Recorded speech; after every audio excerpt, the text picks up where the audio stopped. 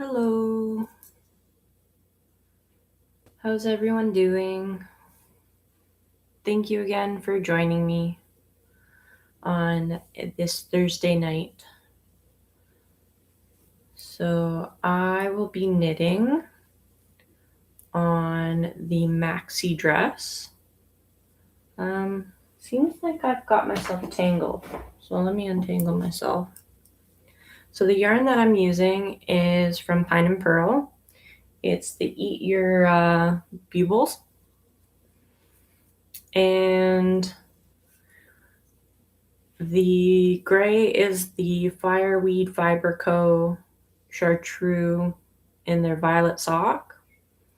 And then the multicolored blue is from Frosted Stitch, and it was our Trunk Show specially dyed skein. So that's exciting. And yeah, so I'm just going to be knitting away on that. I'm also wearing my own knitwear.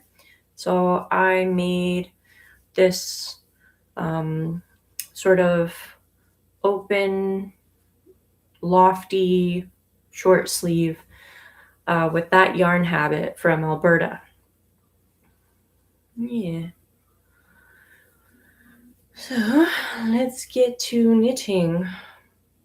Or should I try this on for all of you? Mind you, I'm wearing several layers, so it might not sit just right if I try it on right now, but let's try it on. Why not? Oh, will it go over my shoulders without me having to get tried on tubing? I don't know. We'll find out. No, I'm gonna need tried on tubing. Okay, so I do not have tried on tubing on hand, but that's okay. I will just continue to knit. So, again, thank you for joining me tonight, and thank you for being a part of the Canadian Cancer Society's February Knitting Challenge, where we take each day to knit a little and kind of reflect. So thank you. I know there's a lot out there that's vying for attention, and the world is crazy right now. And I do feel for everyone going through everything, and it's why I appreciate these moments the most, because it allows me to practice some mindfulness and being present, and a moment to breathe and to center. And while things are crazy, there's one thing that I can definitely control, and that is my knitting. So thank goodness for that, right? Yeah. So I don't remember if I mentioned yesterday, but our March break camps are open for registration again, and it is a 5-day camp. It's half days. First 2 days are knitting, the 2 days after that are crochet, and the final day is embroidery. So it's for children 10 to 17 years of age. Yeah. And that's March 16th to March 20th. So I'm not quite sure what to chat about today, so I'll just tell you what kind of happened. I went to a networking event this morning with the Oshawa Chambers of Commerce, and it was pretty much what you would expect. A bunch of small business owners, some sole proprietors, freelancers meeting up and having coffee. I don't know if I provided much of information for anyone. I hope I did, and hopefully they find it helpful. I didn't find it too insightful. There was like a few moments where I was like, okay, you know what? This wasn't a bad idea to show up. Like, I could get the shop's name out there more by putting myself out there and holding workshops at other locations to kind of be like, hey, this is my shop and this is the sort of stuff we do. Come learn. So that'll be fun to look into. And yeah, if anything, I met some new people today and put myself out of my comfort zone. So that's good. And then we had a new individual join us for our Thursday night socials. Lovely lady. Thank you for joining us. I know we all had a good time meeting you, chatting. But yeah, our socials are pretty engaging. Surprisingly, somehow knitting does get done, and crocheting and embroidery. Go figure. But yeah, it was a good time. So that's pretty much life. Oh, my uncle's in town from BC. He doesn't. He is not from the. Is it Trumbull Ridge area? So my cousin is safe. My heart does go out to all the individuals and families that are having to deal with that unfortunate event. But my uncle is safe. My cousin is safe. He's in Port Coquitlam.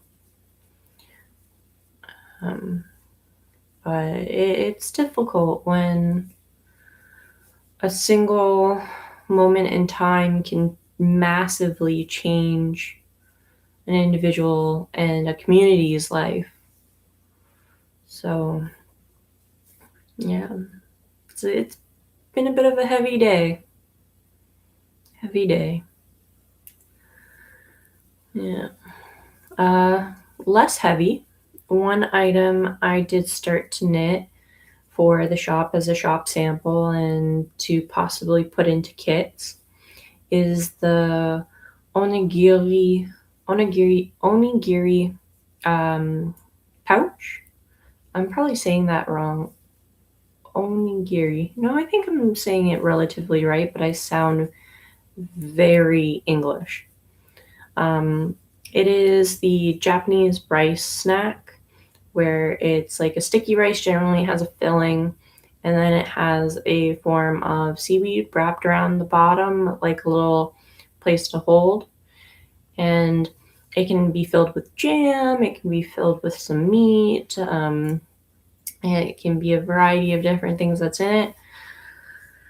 But yeah, the pouch is super cute.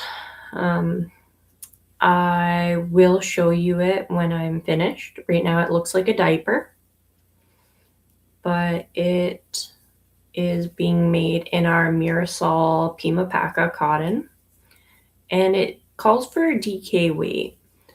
But with the Pima Paca, I definitely could have done it holding one strand of the fingering and got engaged. However, I decided to make it a little bigger, a little more pouchy, so I have the fingering weight held double. So it is a little more than a DK. Like my gauge is a little less stitches per 4 inches, but it should look really, really cute once done. But right now it looks like a diaper. And the pattern's free, so definitely check it out on Ravelry, especially if you know anyone who's really into Japan or really kawaii sort of items. It's a cute little bag that you could definitely whip up in a weekend. And it's not like a purse. It's more just like a little pouch, so it can hold like a cell phone, a thing of lipstick, but not much else. for a kid, it would be like a little treasure bag. They'd put like their chapstick in there. I don't know if they still have those really awkwardly plastic chapsticks that were flavored like cherry and stuff. What were they? Lip smackers. But they could put those into the pouch. They could put their little like Shopkins if Shopkins are still a thing, and some other fun doohickeys in it. Like it's a palm-sized pouch, but I'm definitely not getting any of my books in there or my date book. But it definitely could hold a cell phone and my IDs. So I will definitely show you guys that when it does not look like a diaper. And I saw recently on Instagram that Costco has onigiri as a pre-made option for food. I don't know if that's available here in Oshawa, but I'm very intrigued. So for context, my uncle and my first cousins are half Japanese, and I absolutely love my uncle and his family for welcoming us into their traditions and cultural views. And it's just made me appreciate the Japanese culture that much more. So thank you. And it doesn't hurt that the food is delicious. Yeah. But I definitely want to find out if any of the Oshawa Costco's have the pre-made onigiri available. Yeah. I could eat my onigiri with my onigiri pouch. Oh, so many bad puns today. So many bad puns. Seem to be full of them lately. Okay, let's see if I'm at 6 inches in the blue yet. Let's find out. Measuring tape. Oh, measuring tape, where did you go? Oh, there you are. I do not know. All right, let's see. So apparently I'm only at 3.5 inches. How many rows did I say 3 inches was again? Let me check. 3 inches. 24 rows. So I'm looking at roughly about 50 rows for 6 inches. How many am I at? 2, 4, 6. Oh, hang on. Let me count this way. 2, 4, 6, 8, 10, 12, 14, 16, 18, 20, 22, 24, 26, 28, 30. Okay, so I have a while to go. I need to do about 20 more rows, at least. All right, well, that will definitely keep me preoccupied until this little session for the February knitting challenge for cancer is complete. So let's do this. Now, what would be crazy is if I tried to do, I think there's something like 200 odd stitches on here, maybe closer to 300. But it would be crazy to see if I could do a row per minute. Could you imagine? That would be such fast knitting. Like, I know I'm not slow, but I'm not that fast. And I think at Rhinebeck, they actually had a speed knitting contest where everyone knit with the same material, and their knitting needles were technically chopsticks, or were chopsticks. Not technically, were chopsticks. So that's also pretty intense. very intense. Yeah, I don't actually remember which one is the start of my round. Not ideal. I have a feeling my pink heart, so I actually made the executive decision of making my stitch markers. Sorry about my ugly nails. My stitch markers that I'm using as hearts. And yes, I know I need to repaint my nails. Actually, this is the longest. Wow, I am not very eloquent in my speaking today. So the nail polish that I am using is Essie, and it is Bahama Mama, and it is the longest lasting nail polish I've had on in a very long time. But it's been, I think, close to 2 weeks now, so they need to be refreshed. A week or 2 weeks, something like that, but definitely less than 2 weeks. But yeah, so circling back, Rhinebeck had a speed knitting contest. At least that's what I saw on Instagram. And speaking of large fiber festivals and knitting events that are coming up, I'm very much looking forward to March, because not only is there the TMU and Landmade weekend conference sort of event, there's also Knit City Canada. Knit City Toronto. So very exciting. And I believe, I'm not sure if I can announce this yet, but Toronto Knitting Guild might actually have a poster with some information related to the shop on it. So that will be exciting. I can't exactly tell you what, because I don't know if it's been updated and presented yet publicly. But there is a poster at that event at the Toronto Knitters Guild booth that you will want to check out for their listing of speakers and basically virtual and hybrid sessions. Yeah. Actually, they have fantastic speakers. I know I said that yesterday. But yeah, exciting. I actually think they have a virtual night coming up soon. Let me double check that. Where is that? Here it is. Alrighty.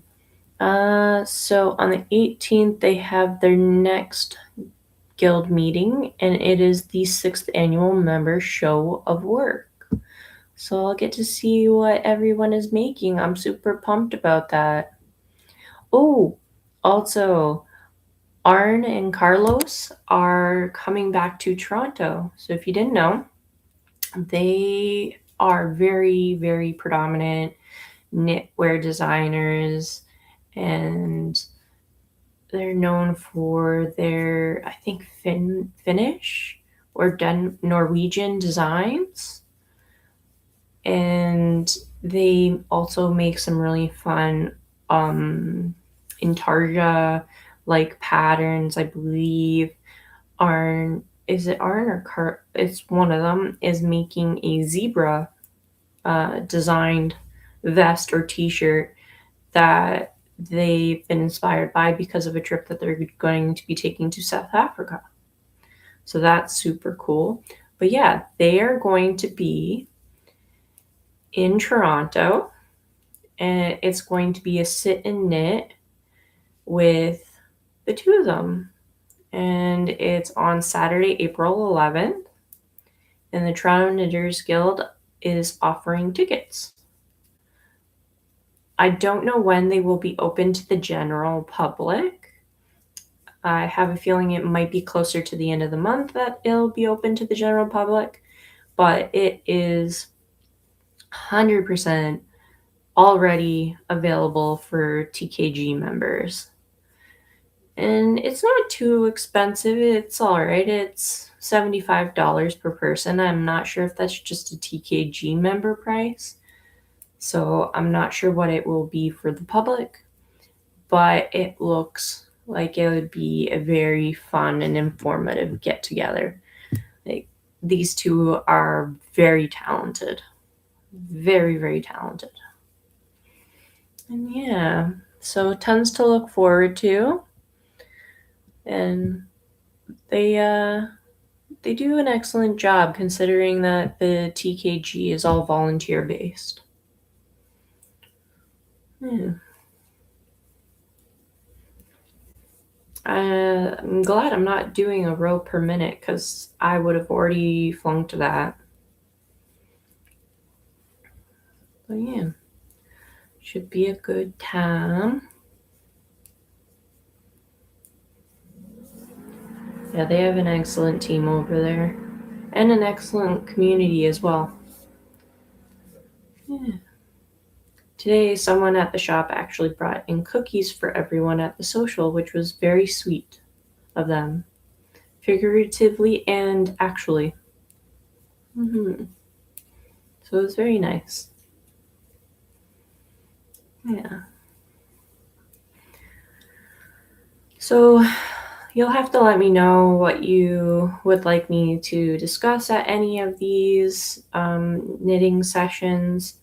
I know that it's to mainly bring awareness to the Canadian Cancer Society, but if there's anything particular you would like me to share during these, whether it's discussing a technique or a project or anything under the sun, just let me know because I don't mind having these knitting sessions be more focused and more topic driven. But otherwise, I will just do my best to bring something interesting to this knitting session. Yeah. And I'd love to hear from all of you about what you're knitting, what you're crafting, whether that's crochet, cross stitch, embroidery, all of the above. I love to know what people are creating because creativity is beautiful, in my opinion. So, yeah, share if you'd like. But yeah, I don't mind setting topics for the different knitting sessions coming up. We're on day 12 of 28 in the Knit Every Day of February challenge.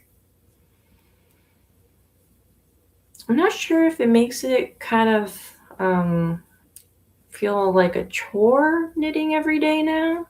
Because I know I pretty much knit every day as it is. But I'm not sure if it now feels like a chore because it's associated with something particularly. Like I care about what it's associated with. It's hard not to when the person who taught you how to knit passed away from cancer. But I don't know if assigning it to like a set schedule has made it feel kind of chore-y. But then again, I'm still enjoying my time, so. And who knows, this maxi dress might be done before the end of this year, which would be crazy. I don't think I was even expecting to be this far along already. But I will definitely have to get some scrap yarn or try it on tubing to see if this will fit because I can't get it over with the cable I have in right now. I think this cable is 47 inches, but either way, it's not long enough to get over my shoulders without possibly pulling the stitches off my needles. So I will need to try this on at some point, especially since it actually has shaping and I've never really, I don't care if my clothes aren't very shaped or hourglassed. And this will be the first probably garment that I've knitted that has specific feminine featured shaping to it. So I'm kind of excited about that. Yeah, so it should be a fun experiment. I don't want to make shaping sound scary. Generally, it just includes either short rows, increases, or decreases in particular spots and at certain row intervals. So it's not a scary thing. It's just different. Yeah, but it's good to measure your body sections. So you can generally find a scene like a anatomical representation online of the different places you should measure for garments. I think there's something like 10 measurements for the whole body. There's well, it depends on how in depth you want to go. So you can do the crown for your head. You can do neck circumference for necklines as well, your head for the whole as well. You can do shoulder length. You can do inseam from the underarm down, but there's two different types of measurements you can have. You can have from here to your natural waistline, and then from here to your hip bone. So there is a difference between waistline and hip bone. Your hip bone is your waist, but it's not your waistline. And then obviously there is your bust circumference, and then your chest circumference, which is the part before the curvature of the bust. There's also wingspan if you want to get into that. There's bicep circumference, wrist circumference. And then if you go to other measurements that are not on top, I know there's the inseam for pants. If you want to get super technical for shaping, there is your thigh and your calf, especially if you're making anything with negative ease for pants or for skirts or knee-high socks. Knowing what those measurements are for your calf and thigh can help with that negative ease estimation. So yeah, you have your inseam, your calf circumference, your thigh circumference, and then you have your actual length of your full leg from your hip bone down to your ankle bone.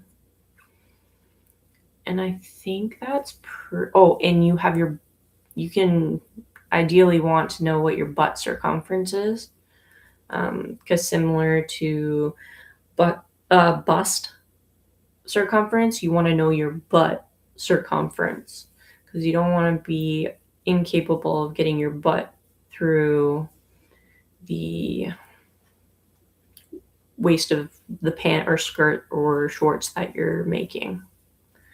And I think that's all of the measurements for garments. But if you're looking for a really good, excellent resource, the Vogue Ultimate Knitting book, not stitching book, but the actual like knitting book on like techniques and that. It's a blue cover.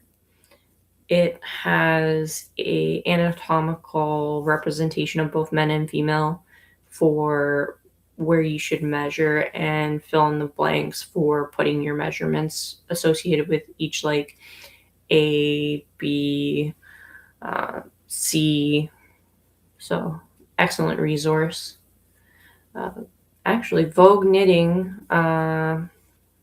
recently was live, and from what I've heard, Andrea Mowry was one of the guest speakers, which is huge for a knitwear designer.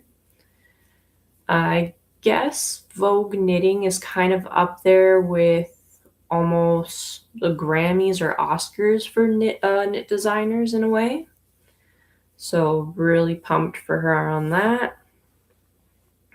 She's actually had a really incredible year because at Rhinebeck last year, the sweater of choice for majority of the people on the hill was the Ooey Gooey.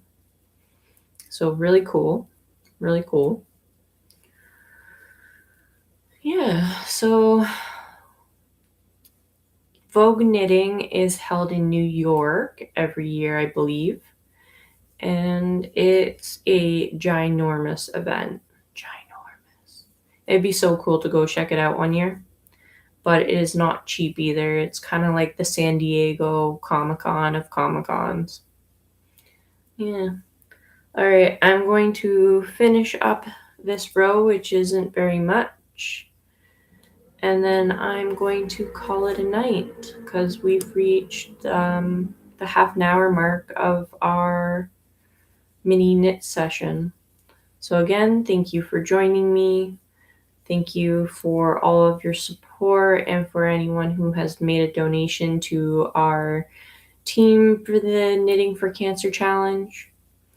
But yeah, thank you for joining me. And let me know what you're working on, what you would like topics of discussion to be for future live streaming events during this month. I would greatly appreciate hearing from you guys. All right. Have a wonderful night. Stay warm, stay dry, stay safe. And thank you so much for joining me. Bye.